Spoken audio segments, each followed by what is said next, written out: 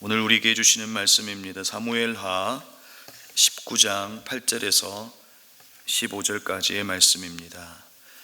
사무엘하 19장 8절에서 15절까지의 말씀, 우리 한 절씩 교독하며 말씀을 보겠습니다. 그 사이에 이스라엘 사람들은 모두 도망하여 저마다 자기 집으로 돌아갔다.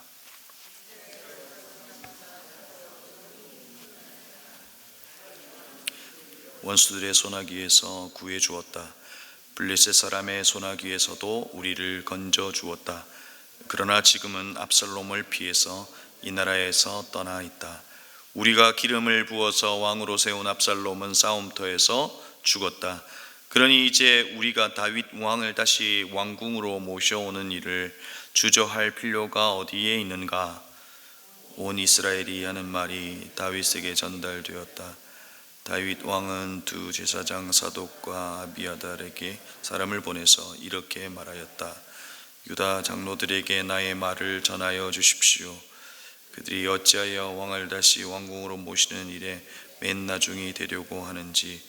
그들은 나의 친족이요 나의 권력 지친인데 어찌하여 왕을 다시 모셔오는 일에 맨 나중이 되려고 하는지 물어보시기 바랍니다. 그리고 아마사에게는 그가 나의 권력 지친이면서도 요압을 대신하여 군대 사령관이 되지 않는다면 하나님이 그에게 무슨 벌을 내리시더라도 내가 달게 받겠다고 알려주십시오. 이렇게 다윗이 모든 유다 사람의 마음을 하나같이 자기 쪽으로 기울게 하니 그들이 왕에게 사람을 보내서 말하였다. 임금님께서는 부하들을 모두 거느리고 어서 빨리 돌아오시기를 바랍니다. 다윗 왕이 돌아오는 길에 요단강가에 이르렀는데 유다 사람이 왕을 맞이하여 요단강을 건너게 하려고 이미 길갈에 와 있었다. 아멘. 우리는 새벽마다 한 인생의 과거와 마주하고 있습니다. 바로 다윗의 인생이죠. 많은 이들의 칭송을 받는 인물입니다. 이스라엘에게 있어 다윗은 그들의 정체성에 있어서 중요한 인물이고요. 기독교에 있어서 또 다윗은 예수 그리스도의 계보 위에 있기에 아주 중요한 인물입니다. 하지만 성경을 통해 만나는 다윗은 또 우리가 만나는 많은 위인들의 이야기와는 사뭇 다릅니다. 위인의 치부가 생략된 위인전을 읽다 보면 인간을 넘어선 한 인물이기까지 보이기까지 합니다. 하지만 사무엘하를 통해 만나는 다윗의 이야기는 다윗의 치부와 감정 모두를 볼 수 있습니다. 그래서 인간적으로 느끼기도 하고 또한 하나님께서 택하신 왕의 권위를 가진 한 인물에 실망하기도 합니다. 그러면서 오늘 우리가 보고 있는 이 19장의 내용도 사실은 해석이 좀 갈리기도 합니다. 인간적인 아버지의 모습으로 읽히기도 하고 역사를 써내려가는 왕의 관점에서 왕의 본분을 잃어버린 이 힘없는 일국의 아비 바로 다윗으로 해석되어지기도 한다는 겁니다. 저는 오늘 후자의 관점에서 이 왕의 관점에서 오늘 이 내용들을 한번 살펴보려고 합니다. 오늘 본문의 내용은 아들 압살롬의 죽음 앞에 슬피 울고 있는 다윗의 모습으로 시작하는 것이죠. 이것은 아버지이기 때문에 당연한 슬픔일 수 있습니다. 하지만 자신이 왕이라는 사실 또한 기억해야 한다는 것입니다. 이때 왕에게 아무 말도 할 수 없었지만 요압이 다윗을 독대하여 흔들어 깨우죠. 어떤 의미에서 보면 참 도가 지나치다 할 만큼 다윗에게 자기의 그냥 마음 안에 있는 것들 막 쏟아냅니다. 임금님, 오늘 임금님의 목숨 그리고 부하들의 목숨도 건졌는데 오히려 오늘 부하들을 부끄럽게 만드셨습니다. 임금님을 반역한 사람을 사랑하시고 임금님께 충성한 사람은 미워하십니까? 라고 쏟아냅니다. 그런데 나중에는 협박에 가까운 말까지 합니다. 임금님께서 밖으로 나가지 않으시면 오늘 밤에 한 사람도 임금님 곁에 남아 있지 않을 것입니다. 그러면 임금님께서 젊은 시절부터 이제까지 당한 그 모든 환난보다 더 무서운 환난을 당하실 것입니다 라고 이야기합니다. 이 말은 왕이 가지고 있었던 오랜 이 고통의 시간, 이 환난의 시간 속에 가지고 있었던 그의 트라우마를 자극하고 있는 것 같기도 합니다. 또 한편으로는 이것은 다윗을 가장 잘 알고 있는 이 요압의 지략 같기도 하고, 또 요압을 이 다윗을 자극하여 왕의 자리에 세우고 또 한 자리를 차지하고 싶었던 요압의 깊은 내막도 보이기도 합니다. 아무튼 오늘 이 말을 들은 다윗은 일어나서 성문 앞에 나와 앉았다라고 기록하죠. 여러분, 이 앉았다라고 하는 이 말은 단순히 그냥 그 자리에 쉬기 위해서 앉았다라는 의미가 아닙니다. 왕의 자리, 통치자의 자리에 이제 앉았다 하는 겁니다. 이에 8절을 보니 이스라엘의 사람들이 모두 도망하여 집으로 갔다라고 기록하고 있죠. 이 당시 왕의 자리에 이제 통치자의 자리에 앉는 것을 보고 반역했던 이들이 이제 도망한 것이죠. 그리고 이제 본격적으로 다윗 왕의 재옹립 그리고 환궁을 논의하기 시작하죠. 근데 여기에서 이제 또 한 번 녹슬지 않는 다윗의 지략을 또 보게 됩니다. 당시 오늘 해설에도 좀 설명되어 있지만 다윗을 향한 여론은 계속해서 좋지 않았습니다. 그래서 이 아들 압살롬을 왕으로 세웠지 않았겠습니까? 하지만 압살롬이 죽고 나자 압살롬을 대신할 어떤 대안도 사실은 없었습니다. 그러니까 유다 자체도 난처한 것이죠. 이때 다윗은 요압을 군대 장관으로 내리고 아마사를 군대 장관으로 세우는 것을 보게 됩니다. 이때 유다는 반응했고, 또 자칫 다윗이 다시금 환궁을 하고 난 이후에 생겨날 이 지파들 간의 갈등을 잠식하고 모두를 자기 편으로 이렇게 한 것이지요.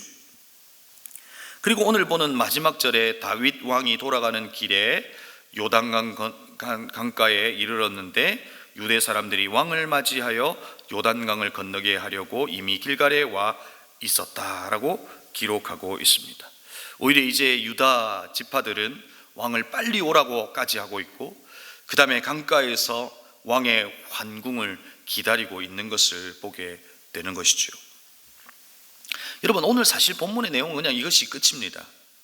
그런데 여러분, 이제 왕의 본 모습을 찾고 통치자의 통치 행위를 통해 다시 이 나라를 세우는 바로 첫걸음을 이제 보고 있는데요, 다윗의 이런 모습을 통해서 언제 그의 존재가 아름다웠는가를 오늘 한번 생각해 보려고 합니다.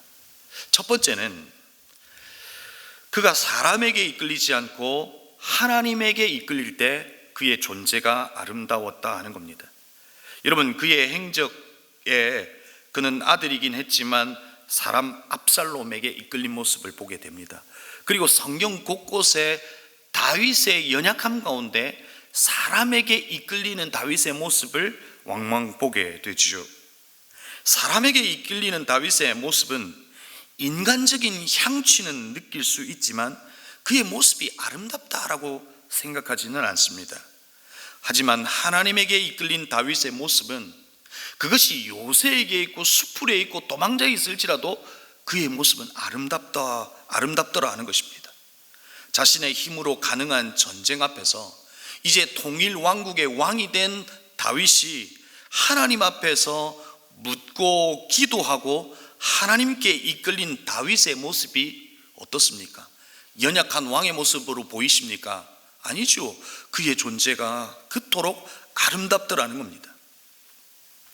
여러분, 우리의 모습도 돌아보면 어떨까요? 우리도 우리의 인생이 사람에게 이끌리죠. 그렇지 않습니까? 자식에게 이끌리고 남편에게 이끌리고 아내에게 이끌립니다. 사람의 말에 이끌립니다. 사람이 던지는 한마디의 말은 깊은 상처로 오랫동안 내 마음에 새겨 그 상처가 나를 사로잡는 것을 종종 발견하게 됩니다.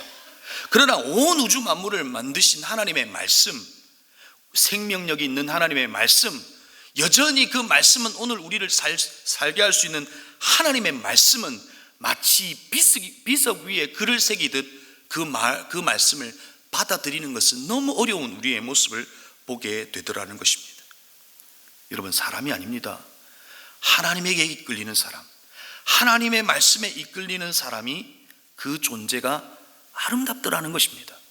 사랑하는 성도 여러분, 사람이 아니라 하나님에게 이끌리는 저와 여러분이 되기를 바랍니다. 사람의 말에 너무 좌지우지하지 마시길 바랍니다. 오래전 던졌던 누군가의 말이 여전히 나에게도 생명력이 있는 영향력으로 내 인생을 이끌지 말기를 바란다는 겁니다. 주의 말씀이 저와 여러분의 인생을 이끌어갈 수 있기를 바랍니다. 사람에 던진 그 말은 내 삶의 어떤 역사도 보여주지 않습니다. 그러나 하나님의 말씀에 이끌리면 그 말이 우리의 인생의 현실이 되는 것을 경험하게 되는 겁니다. 두 번째, 다윗의 인생이 아름다워 보였던 것은 사건에 반응하는 것이 아니라 역사를 바라보는 다윗이 아름답더라는 겁니다. 여러분, 인생을 돌아보니, 그리고 다윗의 모습을 돌아보니 두 가지의 모습이 있는 것을 발견하게 되죠. 사건에 반응할 때가 있고 역사에 반응하는 사람이 있다는 겁니다. 자신에게 벌어지는 사건에 즉각적으로 반응하는 모습을 우리는 어제 다윗의 모습을 통해서 보았습니다. 그리고 오늘 다윗의 모습은 어제와는 좀 다릅니다. 역사를 바라보며 17세의 왕으로 택하셔서 그를 세우시고 그에게 언약을 세워주셨던 하나님을 기억하고 역사를 바라보고 역사 앞에 반응하는 다윗을 보게 되더라는 겁니다. 사건에 반응하는 삶의 모습보다 역사에 반응하는 다윗의 모습이 아름답더라는 겁니다.